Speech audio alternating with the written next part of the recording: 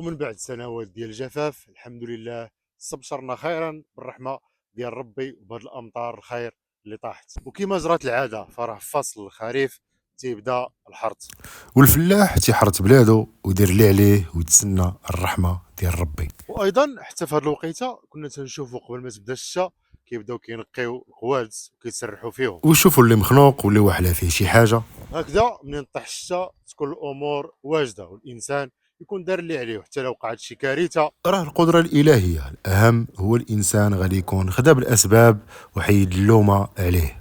ولكن باش ما نديرو والو وطيح شويه ديال الشتاء ترون الدنيا، فراه هذه اللي صعيبه. وراكم شفتوا شنو وقع في مدينه اسفي. ومن هنا تنقول للعائلات البركه في راسكم والله يرحم امواتكم ويرزقكم الصبر.